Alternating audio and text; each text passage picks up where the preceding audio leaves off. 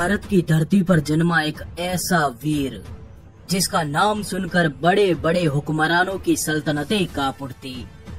एक ऐसा करारा योद्धा जिसकी सत्ता ने हिंदुस्तान से मुगल हुकूमत का नामो निशान मिटा दिया। संपूर्ण भारत पर हिंदू हुकूमत जमाने वाले अटक से कटक तक की धरती पर जिसके नाम का भगवा लहराता था, उस वीर का नाम है छत्रपति शिवाजी महाराज। तो आइए जानते हैं छत्रपति शिवाजी महाराज के अनसुने सच्चे इतिहास को। उम्मीद है आपने इस वीडियो को लाइक जरूर किया होगा, तो चलिए शुरू करते हैं। छत्रपति शिवाजी महाराज का जन्म 19 फरवरी सन 1630 को महाराष्ट्र के शिवनेरी किले में हुआ। यह वो वक्त था जब दिल्ली सहित लगभग आधे भारत पर मुगलों के कट्टर सुल्तान औरंगजेब की हुकूमत थी और दक्षिण भारत पर आदिल शाह और कुतुब शाह जैसे सुल्तानों ने कब्जा जमा रखा था। इस वक्त तक भारत में एक भी स्वतंत्र हिंदू राज्य नहीं बचा। देश, धर्म, मंदिर, हिंदू और गायों को खतरे में देख मात्र 15 साल की उम्र में छत्रपति शिवाजी महाराज ने संपूर्ण भारत पर हिंदू हुकूमत जमाने की प्रतिज्ञा ली और इसी उद्देश्य से शिवाजी महाराज निकल पड़े अपनी सेना बनाने। पर 15 साल के बालक का साथ भला कौन देता, इसलिए उन्होंने अपने दोस्तों को अपने साथ लिया और बीजापुर की मुस्लिम सल्तनत पर धावा बोल दिया। मात्र 16 साल की उम्र में शिवाजी महाराज ने अपने दोस्तों के साथ मिलकर तोरणा के किले को विजयी कर लिया। इस किले से शिवाजी महाराज को बहुत बड़ा खजाना हाथ लगा। इस खजाने से महाराज ने अपनी एक सेना बनाई और इसी सेना के बल पर शिवाजी महाराज ने अगले 2 वर्षों में पुरंदर, कोंडाणा, चाकन और राजगढ़ जैसे विशाल किलों पर अपनी हुकूमत कायम कर दी। धीरे धीरे महाराज ने अपनी हुकूमत का विस्तार किया और अपनी सेना के साथ कोंकण पर चढ़ाई की। मुगल इलाकों पर पहली बार कोई हिंदू राजा तलवार लेकर आया था। मराठा सेना ने मुस्लिम सूबेदारों को मारकर कोंकण, कल्याण जैसे नगरों पर भगवा ध्वज तान दिया। 40 किले, 9 सामंत और 60,000 सेना के सरदार शिवाजी महाराज ने बीजापुर की सल्तनत पर धावे बोल बोल कर उसे पूरा खोखला कर दिया। अपनी सल्तनत खत्म होते देख बीजापुर का सुल्तान अली आदिल शाह कांप गया। उसने अपने सेनापति अफजल खान को एक बड़ी सेना देकर शिवाजी महाराज के इलाके में भेजा। शिवाजी महाराज इस समय प्रतापगढ़ किले में थे। ईस्वी सन 1659 को अफजल खान अपने विशाल लश्कर के साथ सीधे प्रतापगढ़ की तरफ निकल पड़ा। हिंदू, गौ, स्त्री, बच्चे और ब्राह्मणों का कत्लेआम करते हुए उसका लश्कर मैदान में उतरा। हाथी सरी के अफजल खान के इरादे महाराज को धोखे से मारने के थे। इसी वजह से उसने महाराज के समक्ष एक संधि प्रस्ताव रखा।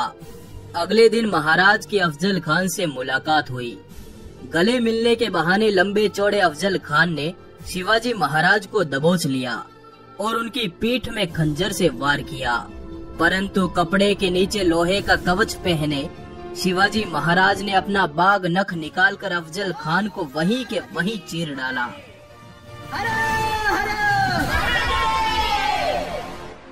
अफजल खान के मरते ही उसकी तमाम सेनाएं हवा की रफ्तार से भाग निकली, परंतु महाराज पर हमले से नाराज मराठे भागती हुई आदिल शाही सेना से भिड़ गए और गुस्से से लबरेज भगवी तलवारों ने 8,000 दुश्मनों को गाजर मूली की तरह काट डाला। अफजल खान द्वारा मंदिरों के विध्वंस का गुस्सा शिवाजी महाराज ने बीजापुर की सल्तनत पर उतारा। ईस्वी सन 1660 तक शिवाजी महाराज ने बीजापुर के चौथाई हिस्से पर कब्जा कर लिया। सल्तनत के किले ध्वस्त हो गए, जागीरें लुट गई और सल्तनती सेनाएं लड़ लड़कर बर्बाद हो गई। दक्कन की सल्तनत को रक्त से नहलाकर महाराज ने अपनी सेनाओं को कोल्हापुर की तरफ कूच करने का आदेश दिया। मराठों की गरजती हुई सेना दक्कन के खुले मैदान में उतरी और पन्हाला सहित एक एक कर दक्कन के 17 किलों को विजयी कर लिया। ईस्वी सन 1660 की रात आदिल शाह को उसके गुप्तचरों ने सूचना दी कि शिवाजी महाराज पन्हाला किले में है और इस समय उनके पास मात्र 600 सैनिक हैं। मौके का फायदा उठाकर आदिल शाह ने सिद्दी जोहर को 10,000 की सेना के साथ पन्हाला भेजा। मध्य रात्रि तक सिद्दी जोहर ने पन्हाला किले को घेर लिया। उसकी सेनाएं किले के चारों तरफ फैल गई। ऐसी विकट स्थिति में महाराज ने बड़ी चतुराई से काम लिया। उन्होंने कई दिनों तक दुश्मन सेना का अनाज खत्म होने का इंतजार किया और 13 जुलाई की रात थकी हुई दुश्मन सेना को चकमा देकर महाराज सभी मावलों को लेकर पन्हाला किले से निकल गए। भनक लगते ही दुश्मन सेना महाराज के पीछे निकल पड़ी। महाराज 300 मावलों के साथ आगे बढ़ चुके थे और इधर बाजी प्रभु देश पांडे के नेतृत्व में बाकी बचे मात्र 300 मावले 10,000 दुश्मनों से भिड़ गए। ये युद्ध आज तक के इतिहास का सबसे भयानक युद्ध सिद्ध हुआ। मात्र 300 मावले पूरी रात शत्रुओं से लड़ते रहे। सुबह तक उन्होंने 5,000 से अधिक दुश्मनों को मार डाला। बीजापुर की सल्तनत को तबाह करने के बाद शिवाजी महाराज ने मुगल इलाकों पर चढ़ाई करना आरंभ किया। ईस्वी सन 1657 को शिवाजी महाराज ने अहमदनगर के मुगल थानों पर धावा बोला और एक एक कर इस इलाके की तमाम मुगल चौकियों को तबाह कर डाला। जजिया कर गो हत्या पर विराम लगाते हुए शिवाजी महाराज अपनी सेनाओं के साथ आगे बढ़ते गए और जुन्नार के मुगल ठिकाने पर चढ़ाई कर दी। परंतु यह बात औरंगजेब बर्दाश्त नहीं कर पाया। उसने शिवाजी महाराज को काबू में लाने के लिए अपने मामा शाइस्ता खान के नेतृत्व में 1,50,000 मुगल सैनिकों का लश्कर महाराष्ट्र की तरफ भेजा। जनवरी सन 1660 की रात शाइस्ता खान भारी लाव लश्कर के साथ पुणे पहुंचा और पूरे नगर को अपने कब्जे में ले लिया। सुबह शाइस्ता खान पुणे के हिंदुओं, गायों और मंदिरों पर अपना गुस्सा उतारता और रात को पुणे के लाल महल में चला जाता। 3 महीनों तक यही चलता रहा, पर 5 अप्रैल सन 1663 की आधी रात को शिवाजी महाराज ने शाइस्ता खान पर हमले की योजना बनाई और मात्र 400 मराठों के साथ पुणे की ओर निकल पड़े। मराठे वेश बदलकर किले में प्रवेश कर गए। शाइस्ता खान की रूह कांप गई जब उसने मौत रूपी शिवाजी महाराज को अपने सामने देखा। घबराया हुआ शाइस्ता खान किले से नीचे कूद गया। वो तो बचकर भाग निकला, पर महाराज की तलवार ने उसकी 3 अंगुलियां काट डाली। अचानक हुए इस हमले से मुगल खेमे में भगदड़ मच गई।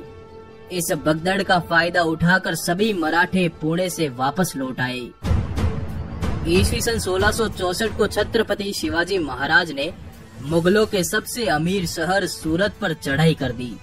मराठों ने सूरत के पूरे मुगल व्यापार को चौपट कर दिया और मुगलों की बेशुमार दौलत को अपने कब्जे में ले लिया। इस घटना से औरंगजेब का गुस्सा 7वें आसमान पर था। अपनी सल्तनत के अपमान का बदला लेने के लिए औरंगजेब ने तुरंत आमेर के राजा जय सिंह को एक बड़ी सेना के साथ शिवाजी महाराज के राज्य में उतारा। ईस्वी सन 1665 को जय सिंह ने 1 लाख सैनिकों के साथ शिवाजी महाराज को पुरंदर के किले में घेर लिया और महाराज से एक समझौता किया, जिसके तहत महाराज को हिंदवी स्वराज के 23 किले मुगलों के हवाले करने पड़े। परंतु ईस्वी सन 1670 में मुगलों पर कहर बनकर टूटे शिवाजी राजे ने किलों पर तैनात मुगलों को मार मार कर लाशों के अंबार लगा दिए। मात्र 4 महीनों में उन्होंने एक एक कर अपने सभी किलों पर भगवा ध्वज लहरा दिया।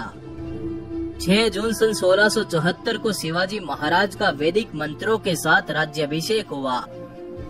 अपने राज तिलक के तुरंत बाद हैदराबाद रियासत पर चढ़ाई कर दी। उनकी सेनाएं दक्कन के पर्वतों से उतरी और पोंडा, कारवार, कोल्हापुर और जंजीरा के किलों को हुकूमत के नीचे ले आई।